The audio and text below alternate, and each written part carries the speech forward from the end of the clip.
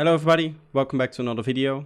Today I want to talk about another concept that I kind of came up with after people kept sending in the same kind of mixing mistake while sending in tracks for feedback on stream. So if you don't know, I do live feedback on my Twitch account when I stream, and people send me in tracks and then I'll give them feedback on those tracks. And this is one of the most common mistakes and also one of the ways you can fix them. So that's what we'll go over here. What I'm going to call this is Brickwall limiting or Brickwall mixing.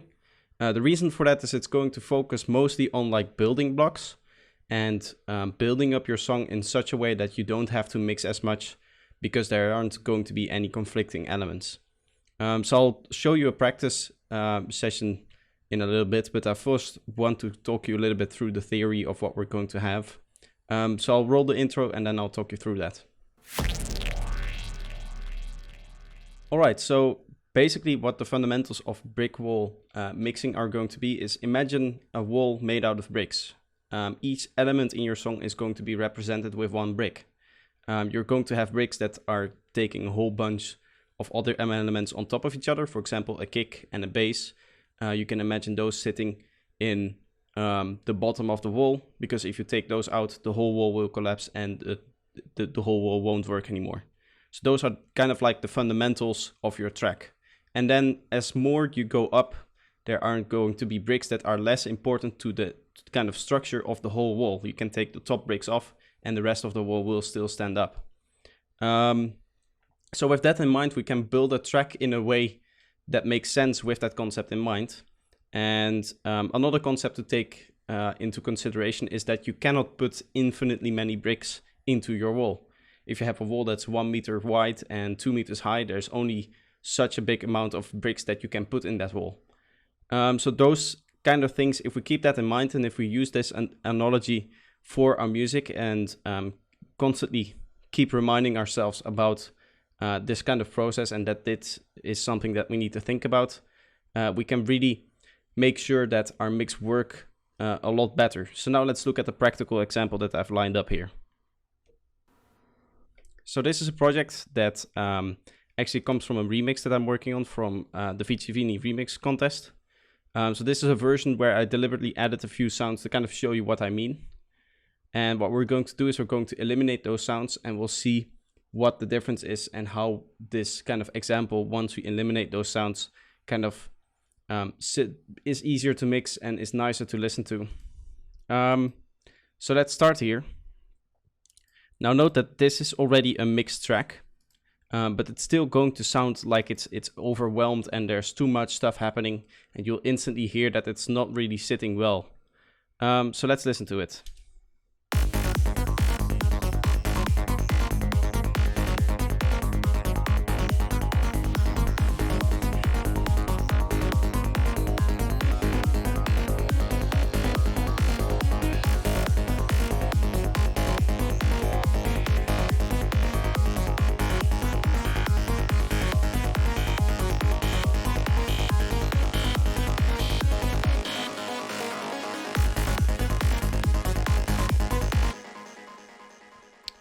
Alright, I do have to apologize, this is not from the VCVini remix. I just realized that this is from the track which the VCVini remix takes the drums from. So the project is very similar in structure and that's why I kind of got confused for a little bit. Nevertheless, this is still a problem and you can definitely hear that there are elements in here that are conflicting. And that's just because I deliberately put them in there to show them as an example. So now what we'll do is we'll take out those extra elements that I put in there, and we'll just listen to the original track as I made it. And I think, yes.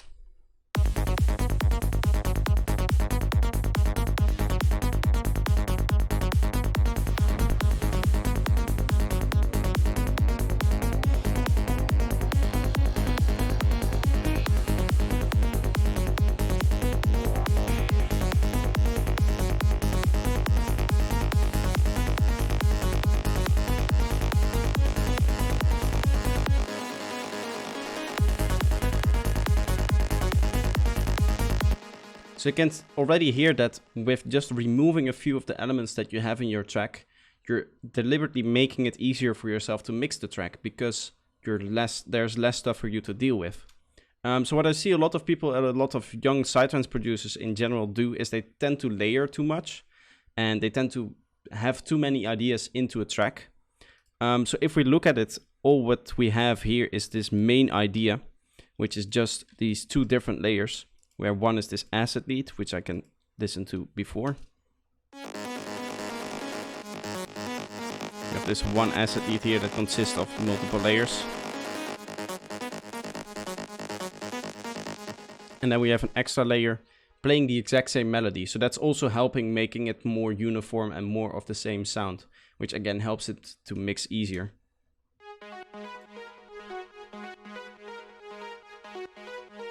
So you have those two lead sounds, that's one basic idea. And then we have a few effect sounds up there, which sound like this.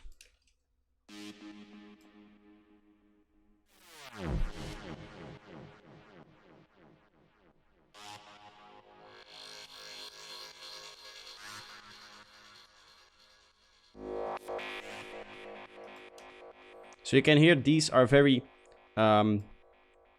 sparse kind of extra sounds in there. They're not all over the place. They're not very extreme. They're not very distorted. They're not very in your face. They are deliberately made so that they sit in the background behind our main lead line here, which is this acid lead. So if we now start, for example, to stack extra of those sequences in there, like this bandpass plug, like this other lead sound that I just quickly created, like this one that I also created. Even if they were to work well with the rest of the track in terms of the sound design and in terms of the level, it's just going to be too chaotic. You might be able to get away with just the bandpass plugs here, because those are playing this continuous kind of cycle and they aren't adding to the rhythmic element as well, so they won't make it as chaotic. And if you then place them very, very far back in your mix, then you might be able to get away with that. But at that point, what you would be doing is you would be making very, very small details, while you should be working more towards making sure that your main lead sound is as good as it's going to be. So in that case, what I recommend is, instead of spending time trying to get these background sequences to work in your track, try to make your lead sound a lot nicer. For example, by adding progression, which is something I've talked about before, or just better sound designing in general. So what I would suggest you do is you limit yourself to a certain number of bricks. Just like we talked about before, you limit yourself to a certain number of bricks, and now we're going to kind of talk about the foundation and the function of those bricks. So we all know that we have a few different functions in our track that are already taken up by the drums and the basses, and for example the effects here. And here we have a pad sound that's also adding some atmosphere that could also be described as a function. But for example, here we have the kick, which main function is to add bass, and it's to add rhythm in your track, or add a foundation for whatever else is happening in your track. So this is basically one of the biggest fundamental bricks in your brick wall that is your track. And the kick should always be fairly, fairly loud in comparison to all the other elements, but you're going to need a few extra bricks to make it interesting. You cannot have one brick and call it a wall. That's what I'm trying to say. So here we have some other drums that add to the rhythm together with your kick. So this is just kind of creating the basis on which all the rhythms in your track are being built. Very simple there. And you could also consider the clap there to be part of that.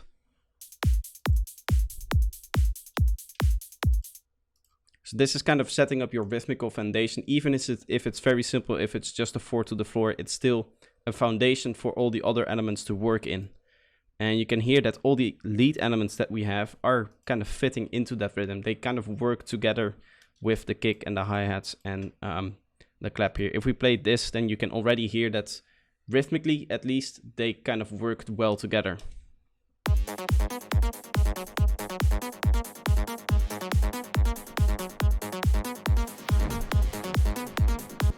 That's because of the way the delays are set up. They're timed delays. We have very short notes that work well with the length of, for example, our offbeat hat. We have this offbeat hat, which is an 1/8 note long. And we have these other notes that are also an 1/8 note long. So the same length, they work well. And in our head, we can see that they're the same note, and therefore that they work well together. Even if we also have 16 notes parts in there. Those are, for example, being filled up by what we have going in on here. You can see that this sequence is made up out of 16 notes. If I open this up a little bit, you can see that. So basically, our music writing process is already creating bricks that fit in the same wall. And then we can add another very fundamental wall, which is going to be your bass line. So this bass line together with your kick obviously makes a very strong fundamental for your other elements to sit on top on in terms of the spectrum. So this is creating all the low end that you're going to need in your track. You don't have to add extra low end to that. So keeping that in mind, we already have the kind of foundation function filled up and there's no need to add to that. So what you can do is you can just kind of scrap that off your mental list. You don't need to find any more bricks that are contributing there. So in that case, what you want to do is you want to process your stuff in such a way that you're not adding extra low end here. You can see I'm scooping out the low end in our main lead, and I'm probably scooping it out somewhere else as well. Here you can see maybe in some cases it's not needed. Always check if something is needed before you actually apply it. Don't mindlessly apply processes just because you heard somewhere that you should. You should always check if that process that you're applying actually makes sense on the sound that you're applying it to. If there is no low end, for example, in this case, you might not actually have to scoop it out, and that way you can save on CPU resources. You can save on, just general plugin usage and on time. And it might actually harm your track because of phase integrity and whatever you're doing. So if you can avoid it, don't do it, but always check if you want to do it or if you need to do it. And in that case, make sure that what you're processing makes it so that the element that you have, your brick that you have, fits in the specific function that you want it to fit in. So as an example here, this main lead sound that we have is not contributing to the bass part because that's already filled up as we discussed before. So then next thing that also could be considered a function is, for example, these effects. We all have all these reverse sounds here that add a little bit to kind of the transition of it. So something like that.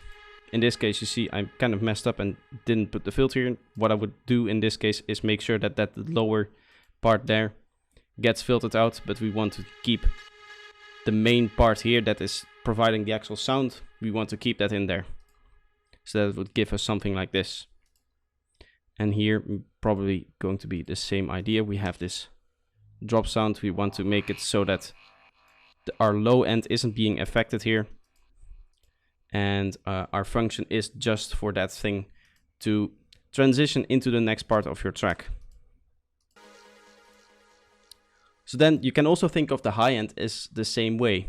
For example, what I see a lot of people do is they will endlessly distort their main lead sounds without actually looking at what your high end is doing. So if we throw on a spectrum just here in the high ends here, on that spectrum is now right here. Okay, it's very low, so it's still showing us the reverb tail, but that's okay. If you now look at what the spectrum is doing, you can see how it's kind of rolling off here towards the end. Even here, you can still see that it's rolling off. It's becoming a little bit more present, but it's always kind of rolling off there. That's because we have a different brick that is filling up that area. We have the hi-hats here and the clap, for example. This is filling up the high end. So this is just there to fill up our high end and add that groove in the high end. And therefore, we want to make sure that our leads kind of sit nicely in the mid-range and don't take up too much of the highs and don't take up too much of the low ends. And that way, it saves us having to balance them in the same frequencies and having to make them fight in the same frequencies. So again, thinking about this brick analogy, try to make sure that every element in your track has a particular function, either in the spectrum or just in the songwriting process, like we have with these effects. These effects help with the tension, so that's their function in the mix, is to add tension to the mix. But you can also have other functions. As I talked about, this pad sound here is adding atmosphere to our mix, and it's adding a little bit of that atmospherical background kind of feeling that you want in a mix. And with that in mind, you want to sound design and also mix it in a different way. For example, this is a very low volume sound. You can see because of the way it comes out of the synth here and the way we have added the echo and the reverb and the very strong sidechain on this sound, it's being pushed a lot more in the background than, for example, our main lead sounds. So again, with that in mind, keeping in mind the function and the way you mix for a particular function, you can get to a much more cohesive track by just limiting yourself to the amount of elements that you use for a particular function. As a starter, try to have 1 or maybe 2 elements for each particular function. In this case, we'll go over the particular functions of this song again. We have our kick, which is adding the rhythm on the beat. We have our offbeat rhythm here in the high end. We have a clap giving us the backbeat. So a rhythmical backbeat is the 2 and the 4. So that's there and there. And it adds a little bit of emphasis to that. So that could be a function. We have a crash, adding impact to our track. Every 4 bars you can see we have a crash, adding that little bit of a high-end splash impact that you want. We have our fundamental bass sound here. Oh wait, we have some drums here, which open up towards the end, adding a little bit of rising and a little bit of tension through rhythm. So that's one function that you can have, is you can have a snare build that is adding tension to your track in particular places. We have our fundamental bass line. So this is adding to the bass, and together with the kick creates our fundamental low end. That is all we need. We have as a function, we have our kind of effect lead sounds, which sporadically add a little bit of interest to whatever is happening in the drop. We have our main lead sound here, which is progressing a lot, and there's through all kinds of different tricks. It's always changing, and therefore it keeps it interesting, but it's also the element that mostly fills up kind of the mid-range and the interesting part that we listen to. It's the main melodical idea of this part of the track, and it's really helping driving the track forward and giving it the speed that it has. Then we have a layer here, which is just there to kind of fill up the frequencies that our main lead isn't filling. You can hear that this is a very sharp lead sound. So you can see the harmonics are very sharp and they're really precise. So for this one, I went with a more detuned sound. So that's a little bit less harmonic and it's a little bit less sharp.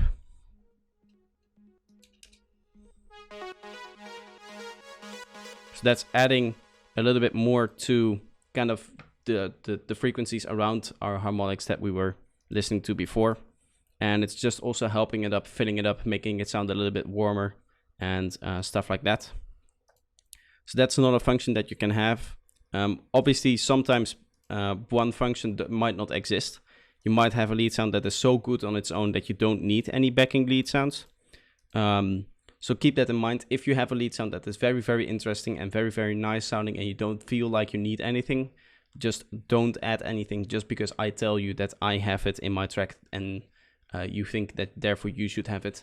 That's not how music production works. You need to make sure that for your track, whatever you have is working for you. So if you have a lead sound that doesn't need any backing, then don't add a lead sound that causes backing. That actually can contribute to a more cluttered mix, what we told before. You will have too many bricks in your wall. So here we have the pad sound, again adding atmosphere. We have our risers and effects adding tension. And here you can see we have some background vocals as well coming in the last part. Again, kind of more of an atmospherical element. They aren't really talking, but they're just there to add a little bit of background.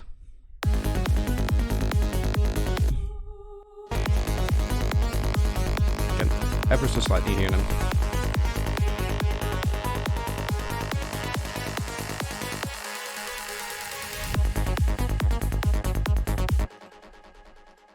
So that's what we have, and that's what I wanted to talk about. And I hope this kind of mixing philosophy is interesting for you and you can apply this to your own mixes. It's a little bit of a longer video, but it's a hard to explain topic. Although I think I did the explanation justice, and I hope you thought so as well. If you enjoyed this video, leave a like, and if you're new here, subscribe, and I hope to see you next time. Bye bye.